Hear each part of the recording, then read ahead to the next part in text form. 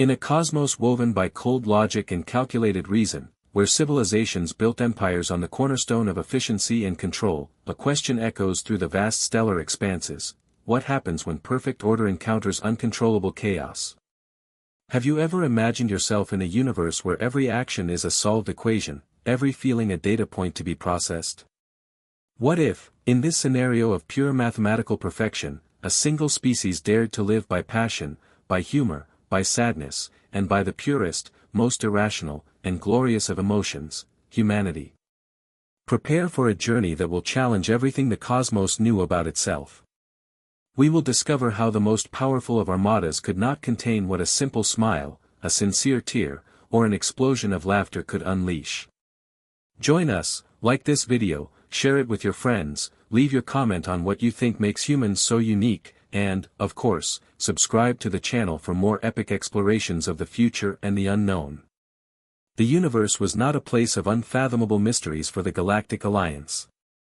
For the civilizations that comprised it, the Kthar, with their crystalline architecture that vibrated at mathematical frequencies, the Cygnus, beings of pure energy who communicated through logical thought fields, and the venerable Xylos, masters of social engineering and the total absence of chaos, the cosmos was a vast, perfectly balanced equation.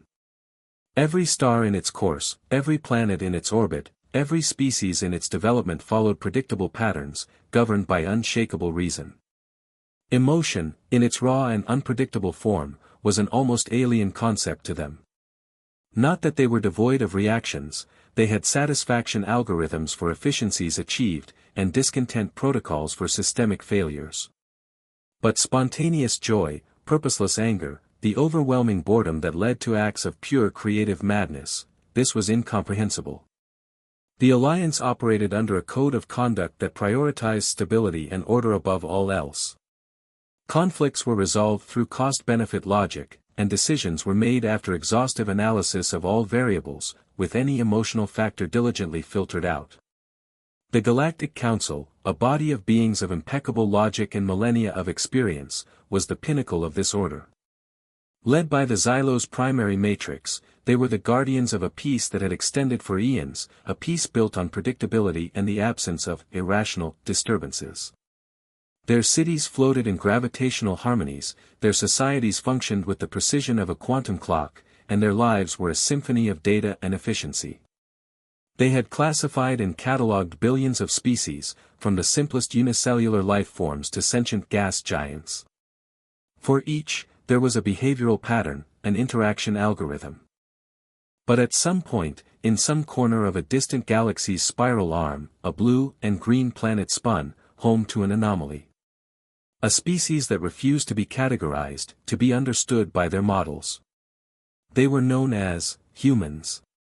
And their existence was, to galactic logic, the prelude to an imbalance no one could foresee. The first time the Galactic Alliance rediscovered humans, it wasn't through a glorious invasion or a display of technological power. It was through an enigmatic signal, coming from a small, unexplored sector, an audio transmission.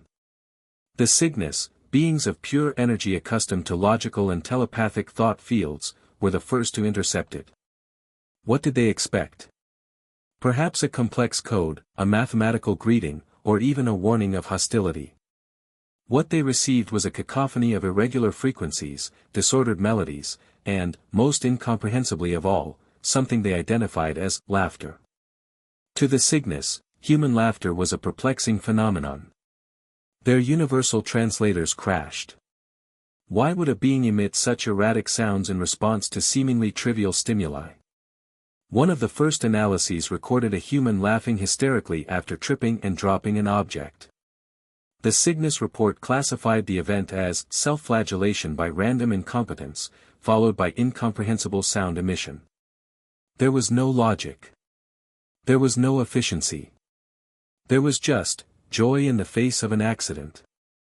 The Kthar, with their crystalline precision, attempted a more methodical approach. They sent long-range observation probes, hoping to catalog the behavioral patterns of this new species.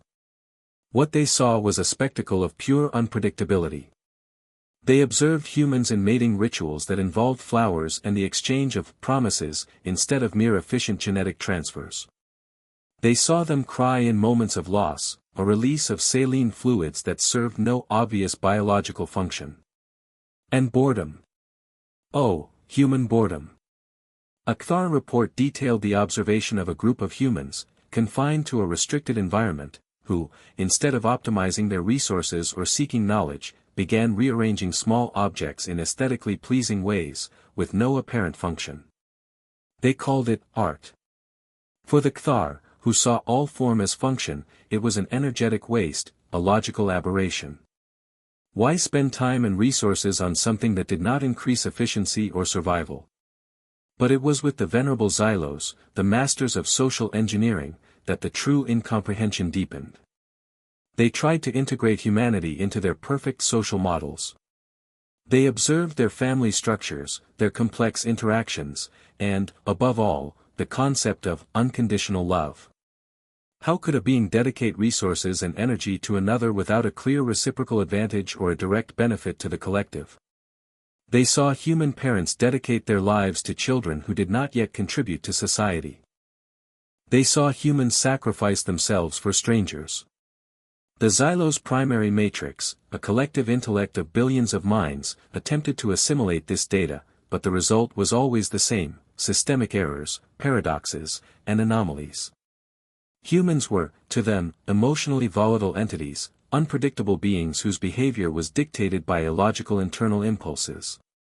They could laugh one moment and cry the next, embrace loved ones fiercely, and the next instant, argue over trivialities. The cosmic peace the Alliance had cultivated for eons was under the shadow of a species that simply refused to follow the rules of reason. And the Galactic Council's final perception of humanity was unanimous and alarming: humans were a threat to cosmic peace. Not a threat of warlike destruction, but an existential threat. Their very nature, the intrinsic chaos of their emotions, had the potential to destabilize the perfect order of the universe. The big question was not whether they would fight humans, but rather, how do you deal with something that cannot be predicted, catalogued, or, worse yet, ignored? The Galactic Council, in its infinite logical wisdom, decided that humanity could not be ignored. It was necessary to integrate them, to assimilate their behavior into the cosmic model of stability. The first great test came with a territorial dispute that had simmered for centuries between the Kthar and the Cygnus, involving a cluster of valuable resources. The Alliance had been applying complex negotiation protocols for decades, always failing to reach an agreement. With the newly discovered humans, the Council saw an opportunity. Perhaps their unpredictability could be used as a calculated destabilizing factor.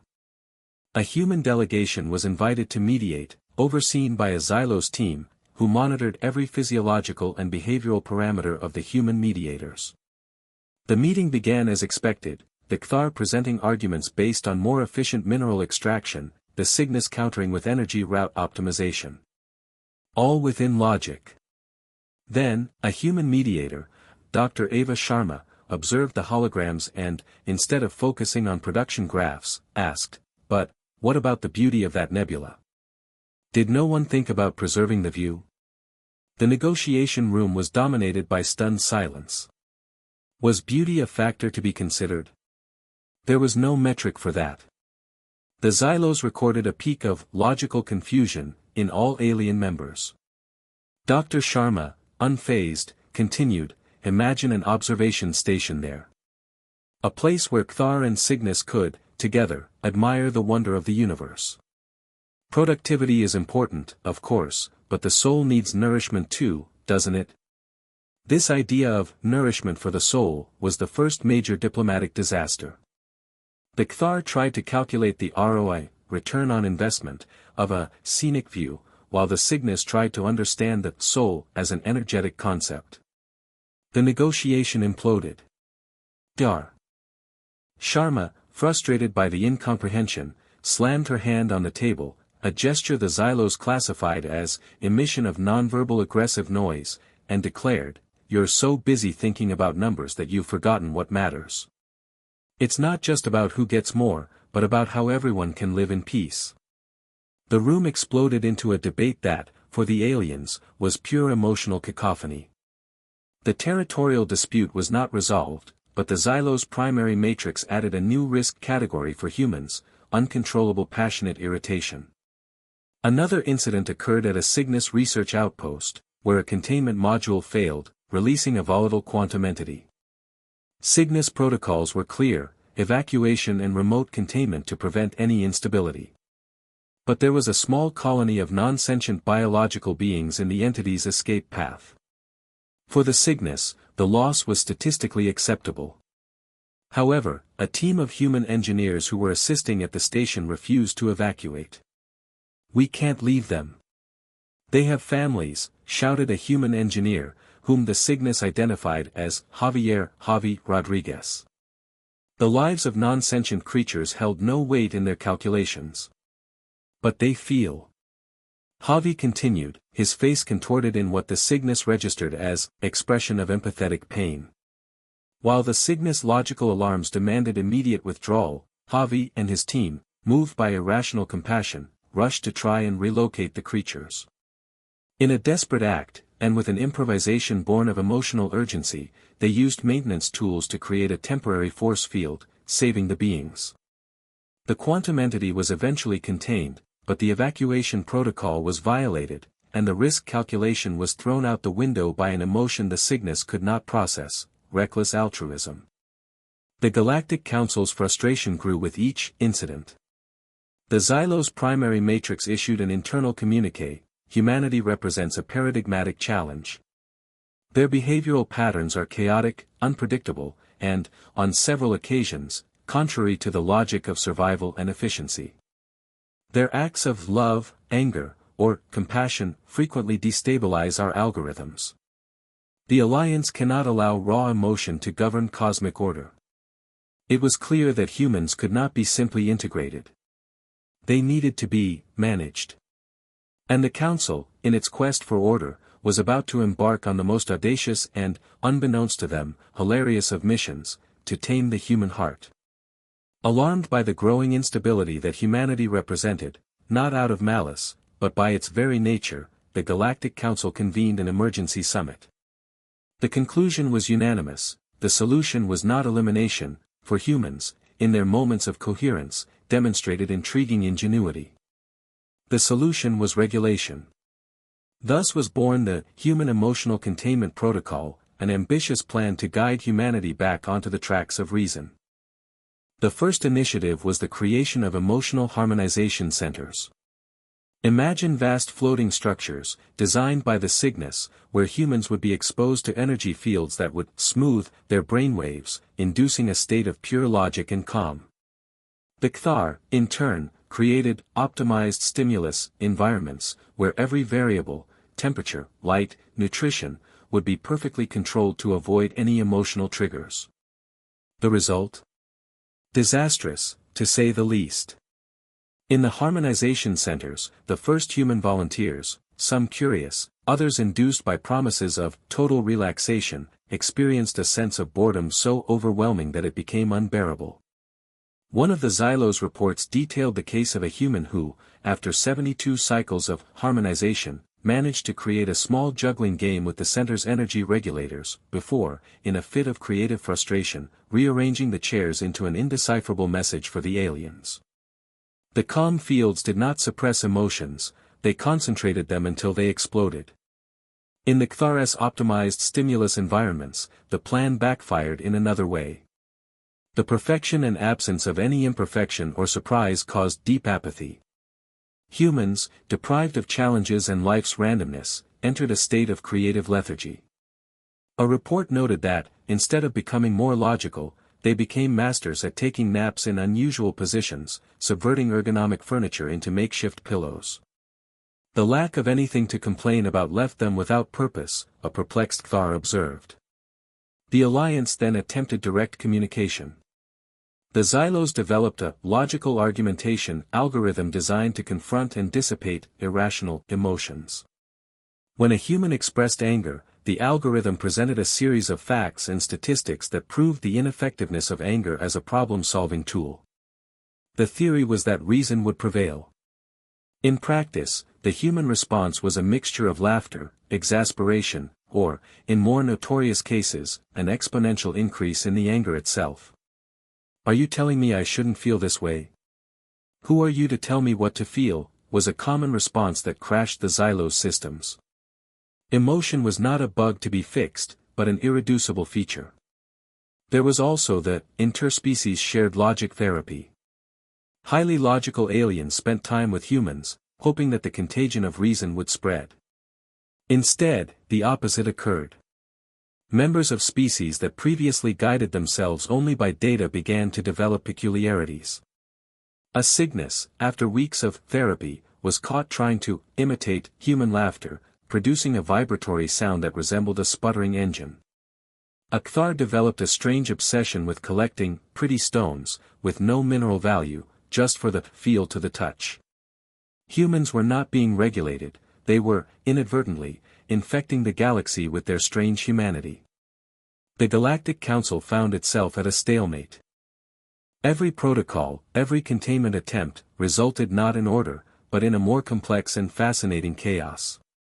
Humans, with their innate ability to subvert systems, transform boredom into creativity, and respond to logic with passion, proved to be the greatest social engineering challenge the galaxy had ever faced. They didn't fit into boxes, didn't follow diagrams. They simply were, in all their glorious, confusing, and unpredictable emotional intensity. And while the Council pondered its next move, little did they know that this very human flaw would be the key to the galaxy's salvation. The galaxy, accustomed to its meticulously built peace, was shaken by a threat that no logic could foresee, the voracious quantum anomaly. An uncontrolled singularity, born from a miscalculated scientific experiment by a distant and overly logical species, began to consume everything in its path: stars, planets, entire fleets, disintegrating matter into pure null energy. The Cthars' calculations showed that, within cycles, the anomaly would swallow the Alliance's core worlds. The Cygnus tried to contain it with gravitational force fields, but their algorithms failed, unable to predict the erratic behavior of the singularity. The Xylos primary matrix, for the first time in eons, admitted, there is no known logical solution. Panic, an emotion they had eradicated from their own psyches, began to subtly spread among the alien species. Efficiency collapsed. Evacuation protocols became chaotic. The Galactic Alliance was on the verge of total collapse, not by an enemy, but by a force of nature that laughed at reason.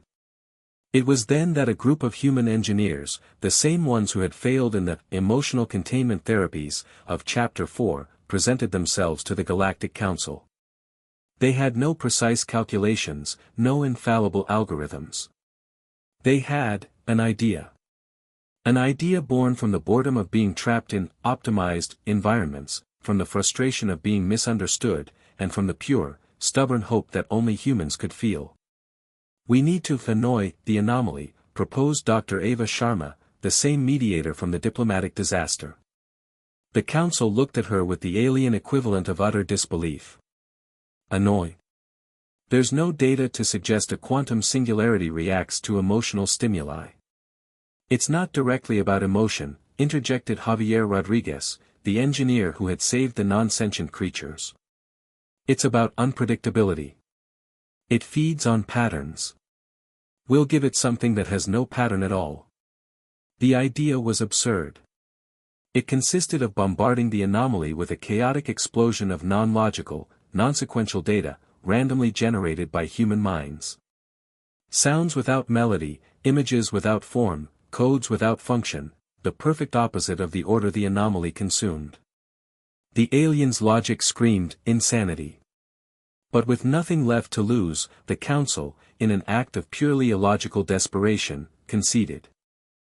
As the anomaly approached dangerously, destroying yet another star system, newly designed human ships, with designs that defied aerodynamics, born from doodles made during moments of boredom, launched their chaos projectors. They weren't weapons. They were emissions of pure human irrationality. Atonal melodies created by children, rhymeless poems about missing socks, mathematical equations with intentional errors, images of funny kittens doing funny things, impossible culinary recipes, and, at maximum volume, a recording of the most genuine, loud, and completely senseless human laughter. The effect was instant and shocking. The quantum anomaly, accustomed to consuming patterns, encountered the absolute opposite. It choked. Its form began to flicker erratically, like a predator confused by prey that refused to be categorized. It could not process randomness. There was no logic to consume. For the first time, the anomaly retreated, not by force, but by confusion. That moment was the breakdown of logic. As the singularity struggled, disorganized by the assault of human chaos, Cygnus scientists found a tiny window of instability in its energy patterns. The Cthar, with a speed that only the passion for survival could induce, calculated a precise impact trajectory for an energy probe that finally managed to stabilize and neutralize the anomaly. The galaxy was saved, not by reason, but by the human capacity to be inexplicably random, chaotic, and, above all, emotional. The aliens, from their command bridges, observed the humans with a new expression. It was no longer perplexity, nor frustration. It was something new. It was admiration. They had witnessed the disruptive and saving power of human irrationality. The emotion they had tried so hard to contain was not a weakness, it was a tool. A tool that logic, in its immaculate perfection, could never forge. The Galactic Council, in reverent silence, began rewriting its models. They now had a new variable to consider, the human heart. The galaxy's salvation by human irrationality was a watershed moment. Where before there was an incessant pursuit of pure logic, now there was a new curiosity, a reluctant recognition of the value of that strange imperfection. The Xylos primary matrix, after the voracious quantum anomaly incident, reviewed its billions of data points and came to an unexpected conclusion: human emotions were not a bug, but a feature. And an extremely potent one. The Cthar, previously obsessed with patterns and efficiencies, began to study complex human social interactions.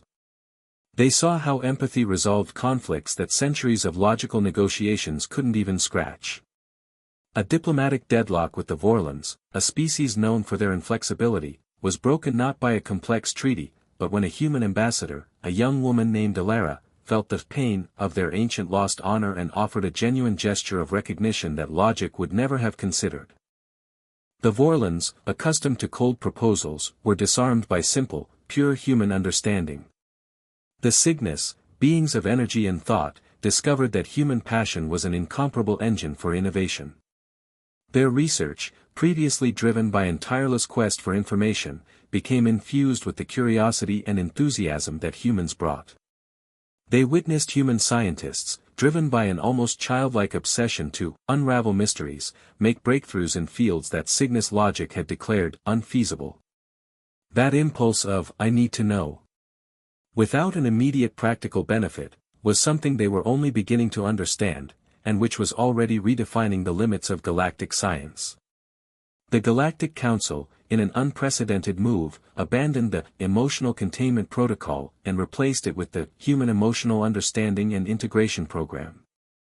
Suddenly, humans who were once behavioral risks were promoted to emotional ambassadors.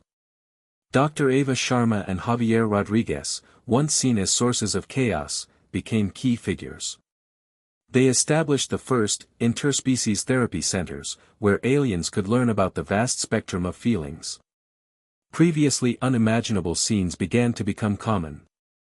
Rigid Cthars tried to understand the concept of contagious joy by participating in human festivals.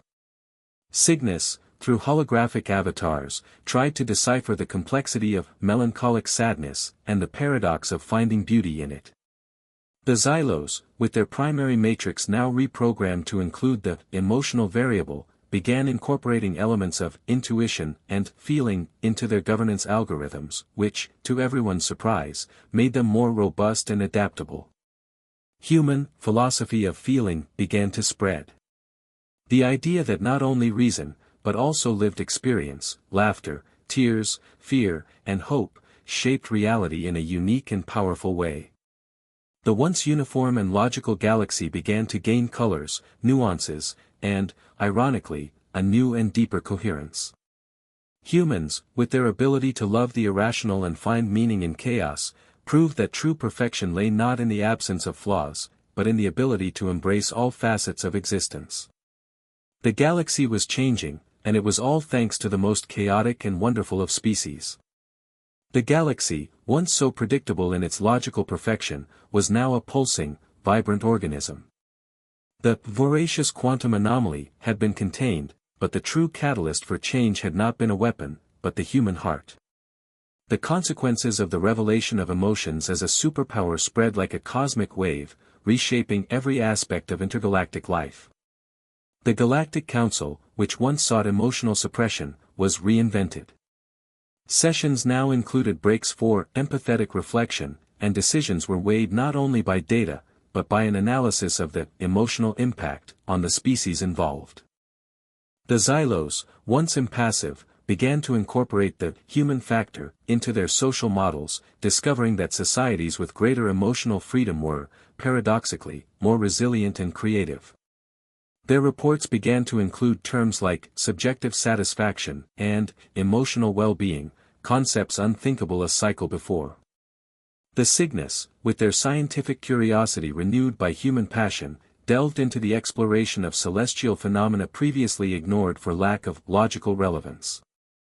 They discovered life forms based on emotional resonances, and developed technologies that amplified the beauty of nebulae, not for study, but for aesthetic admiration, a concept that humanity insisted on promoting.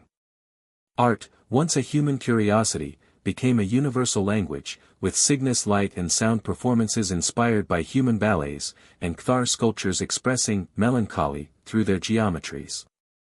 Diplomacy, once a cold game of strategic chess, transformed into something more personal.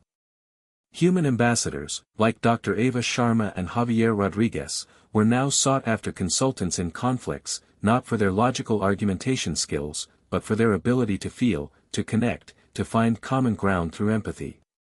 A long-standing conflict between two alien federations was resolved in a catharsis session led by humans, where, to the shock of observers, the leaders of the two factions embraced and cried, releasing accumulated resentments. This new order was not one of human domination, but of cultural and emotional influence. Human irrationality, once feared, became the vanguard. Free expression festivals emerged on previously monotonous planets, where aliens were encouraged to experiment with purposeless dance, singing without perfect melody, or painting for pure joy. Humor, in its myriad forms, became a unifying force, breaking barriers and fostering bonds. Who could have imagined that a human joke, about an alien trying to understand a cheese bread, would become the basis for a galactic trade treaty? The galaxy of cold logic had blossomed into a vibrant galaxy.